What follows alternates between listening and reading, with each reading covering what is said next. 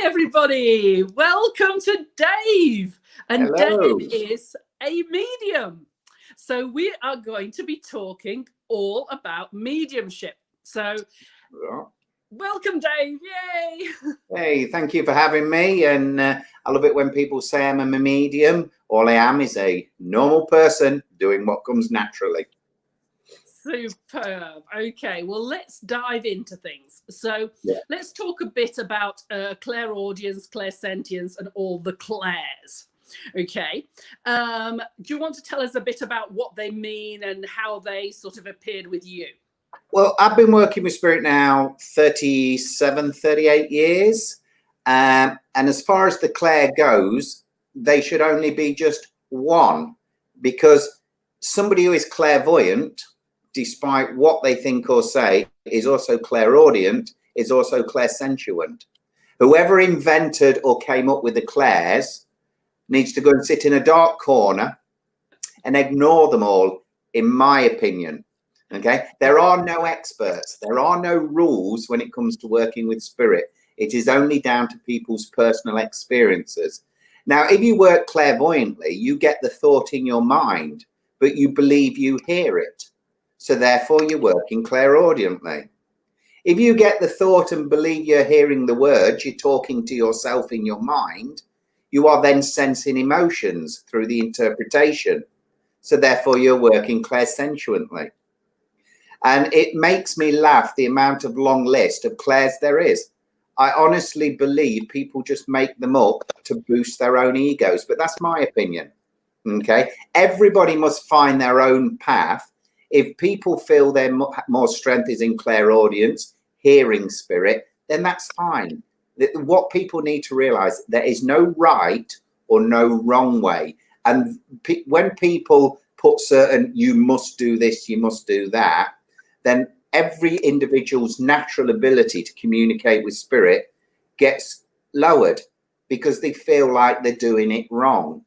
You know, we've all got voices in our head. We all talk to ourselves. Okay, if we have a voice in our head, we are clairaudient. There is cases, and I've had it myself, where you hear direct voice. Now, the only way that can be called, if you like, direct voice is when everybody else in the room hears that same voice. If nobody else hears it, you are working clairvoyantly through thought, and your own mind is interpreting it as sound. Like the way people listening to this, yourself, will be processing what I'm saying and having your own thoughts in your head, and you can hear them thoughts. But like I say, I don't believe there should be any, you're right, you are clairaudient, you are clairvoyant. It's all one communicate. You communicate with spirit, whether it be your own spirit or that of somebody else's loved one or a guide. But that's my thoughts. What are your thoughts? Yes, well, Dave, you've definitely got very forceful thoughts on everything, which is good, because we like different people's perceptions on different ideas, because it's all about sort of learning and finding what resonates with you. So absolutely. So a lot of things that Dave says resonates with me. Some of it doesn't, but not all. But no, everything is always good. Absolutely, everything is always good. So let's just talk about you a bit personally, if you don't mind. Yeah. When did you were you born being able to talk to I think we are all born. There's not a single human being on the earth that is not born with the ability to communicate with spirit. We've come from spirit. You know, we're then conceived into the physical body and born. And then as soon as we come out the womb, as soon as we're able to start to understand and listen to people, our natural ability gets filed down and down and down through other people's opinions and what should be right or wrong. So if I have to put an age on when I became aware that I was communicating with the afterlife, I'd say I was about 11. And I was starting to see, hear, and sense. Okay. And it was getting so kerfuddled for me. But then over the years, well, I'm still learning. It still can be confusing. And I think a lot of the confusion comes is when people are trying to categorize the way an individual works. Okay, but yeah, so it's probably since about the age of 11, and I'm 55 now, although probably only look 21 in the right light. Absolutely. I wish. And I am still learning. You know, there are no experts when it comes to mediumship, psychics, healers, and the list is endless. People can only work on their own experiences and what they may have been guided on through either family, friends, gurus, mentors, whatever you want to call them. But they must always strive to forge their own belief on what fits with them. Good. Okay. Did you actually have some sort of experience that really sort of opened your eyes and thought, oh, whoa, yeah? Yeah. I could tell everybody to go on Amazon and buy my book, Can I Leave the Light On? And that explains everything. But long story short, at about the age of 11, I was always aware of something in the darkness in our bedroom. I used to share a bedroom with my brother. And just couldn't understand it. Why wasn't he scared of what I was sensing in the dark? Why could nobody else feel this? Okay. And what was it? And after many, many more experiences, but that particular one, I happened to say to my mum, you know, I think we've got a ghost, because as a child, that's what you're told it is, you know, haunted by ghosts. And she says, oh, don't worry, that's your granddad. And I'm like, oh my God, but granddad's dead. I never knew granddad. She says, yeah, it's all right. He just pops in to check on us now and again. So you can imagine telling that an 11-year-old, it didn't stop me being scared. Okay. But what it did was made me more curious. Now, I'm a big believer. The more you feed your curiosity when it comes to working with spirit in any guise, you will receive information from spirit, guaranteed.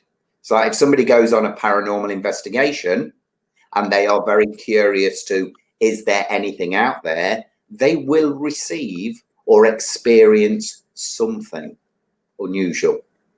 They'll probably dismiss it because, you know, that logic part of the brain that we're brought up with and told continually through school, friends, family, etc., that things don't go bump in the night. So that just again files away that natural ability of communication. Because it's also very important to ask spirit, isn't it? If you do ask, you often get. Yeah. And we ask without verbally asking. You know, how many people out there have had a really crappy day and say, come on, help me?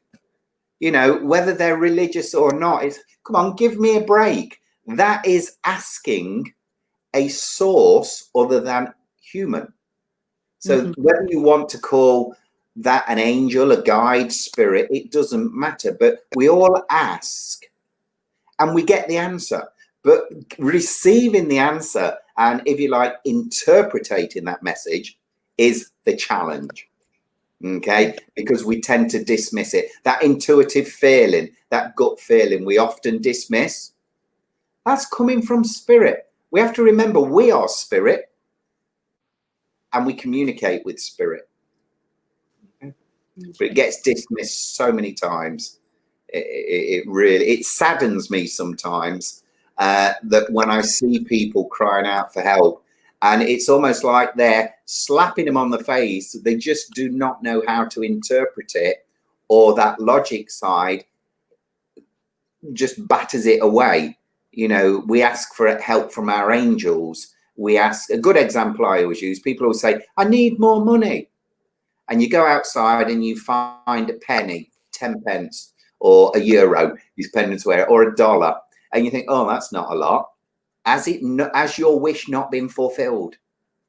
You see, logic tells us I need lots of money, but no, just a small amount. A hug from somebody else. Has your wealth of happiness not increased? Yes, it has. Spirit have answered you, but we don't take it as a message. And it is. We're receiving them all the time, 24/7. Some nice ones. Some we misinterpret as not so nice.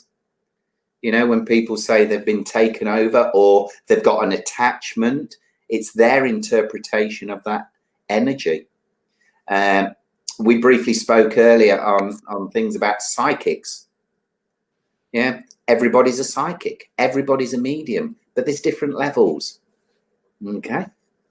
My thoughts again, people may be listening to this and thought, oh my God, Dave's a bit crazy. No, I tell you as it is with my own beliefs. And that's what I try and encourage read the books, listen to other people, but please make your own minds up. Don't put fences in the way of your own progression and awakening. You know, being spiritually awake isn't just chatting to spirit. It's about embracing life every day to its fullest. And my goodness, with the current pandemic in this world and all the lockdowns, especially in the UK, we need hope. You know, we need that positivity, and working with spirit or being aware of spirit certainly ticks all the boxes. Yeah. So just getting back to then mediumship, I mean, what makes a good medium? What's the difference between a medium or a non-medium? Obviously, as you've just explained, there's a whole load of range. But what makes a good one? All mediums do good. Okay, because a medium is the conduit, the in-betweener from the spirit world where we believe our loved ones are and the person you're giving a reading to. Now, if a medium brings comfort to that person or gives them some guidance, or as I like to say, presents them with food for thought, because at the end of the day, we have free will, you know, then that medium has done some good.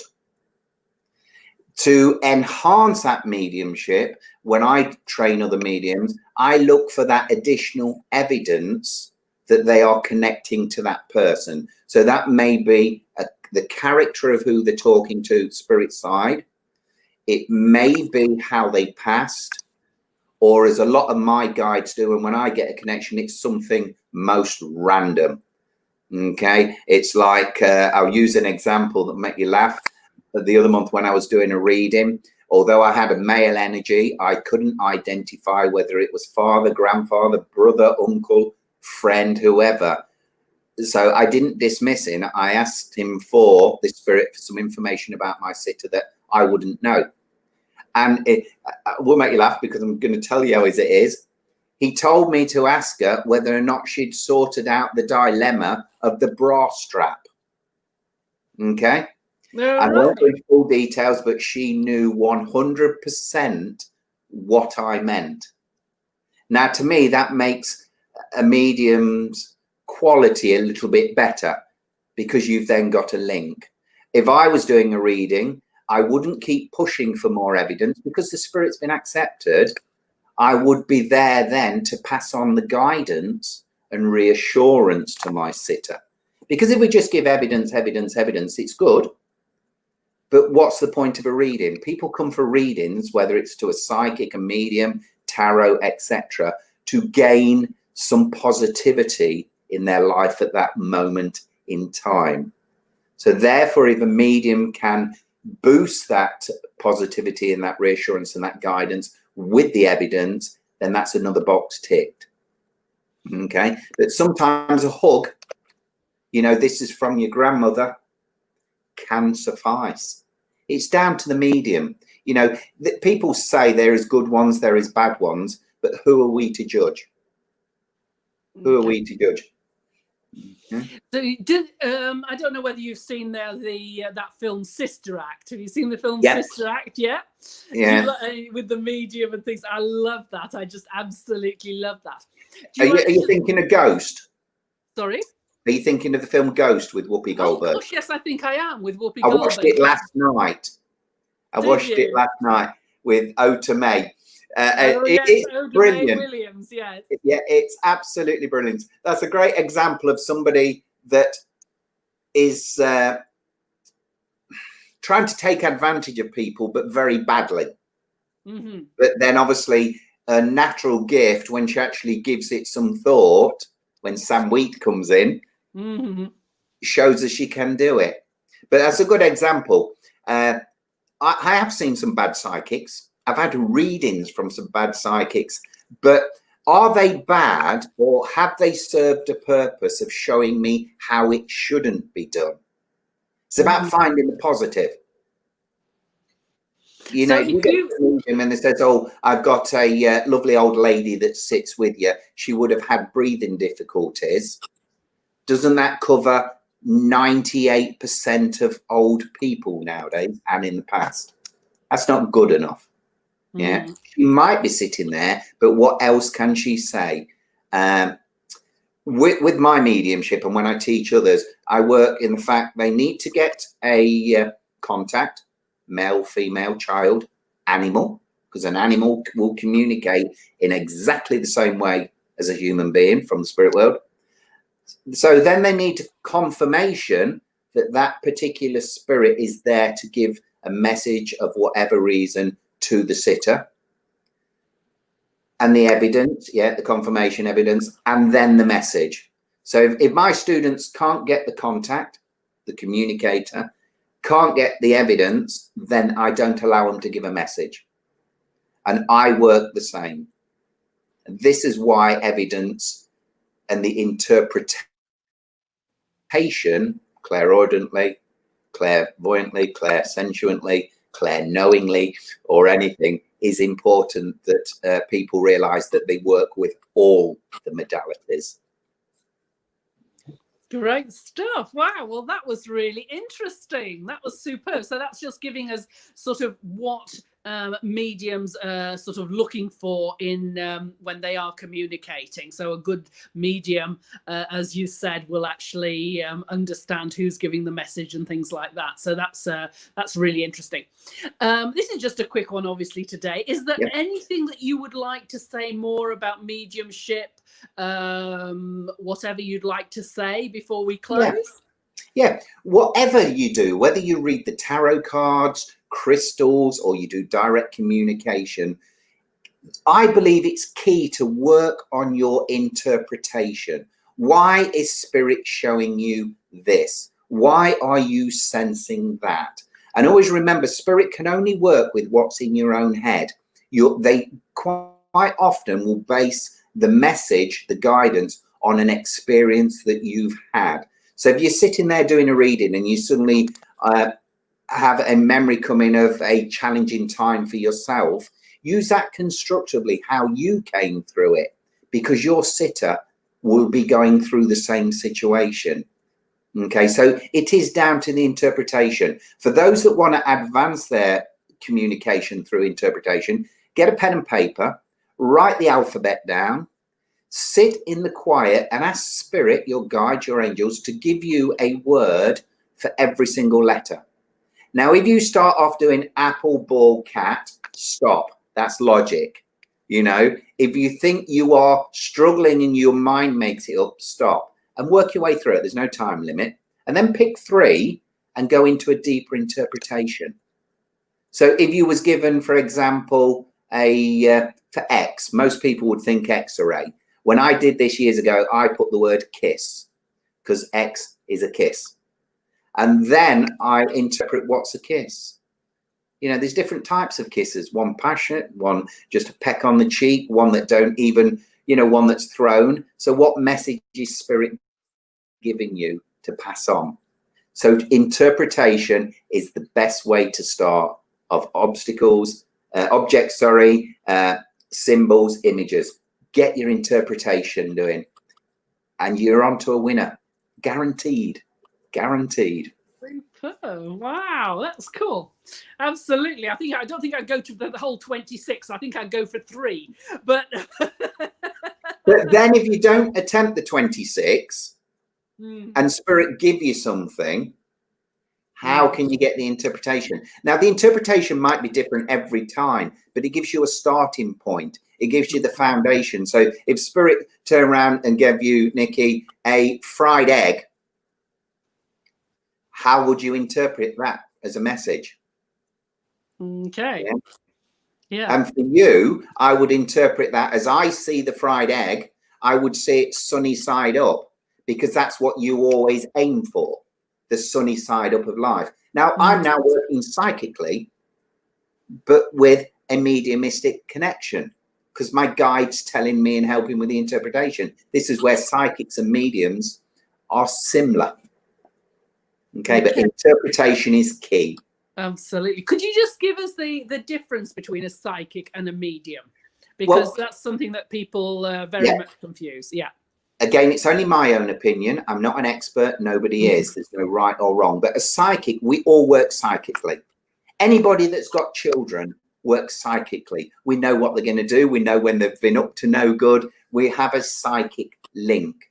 We see somebody and that we know or we feel there's something wrong. We are working on a psychic link. Every medium, and there'll be lots out there if they watch this will disagree with me, works on a psychic link. You know, they work on the voice, they work on the image, they work on the auric energy emanating from their subject, whether it's over the internet or not. A psychic will read the emotions, if you like, okay? And a medium will go that little step further and get that evidence and connection from spirit, where this intuition, this information is coming from. They always say, don't they, every medium can be a psychic, but a psychic can't be a medium. Now, if that psychic pushes themselves a little bit more and say, hang on, where's this information coming from? And asks themselves the question, are you a man, are you a woman? And goes with the immediate answer, they're now working on a mediumship level. But psychic is brilliant. Psychic is card readings. If I ask you to interpret one of your pictures, one of your tapestries or whatever they are behind you, you could tell me the story. You could link it to my life, a situation. You would be working psychically. It's the enhancement of intuition and gut feeling. My theory. Okay. Wow, great. Well, thank you. That was really interesting. Thank you so much for that. You're very welcome. Absolutely wonderful. Okay, well, you have an absolutely wonderful evening, and everybody else who'll be seeing the replay and things like this, we want to wish you a very happy evening. And a very happy evening to you, Nikki. Okay. All right, you take care. Thank you, sweetheart. Thank you. Bye-bye. Bye-bye.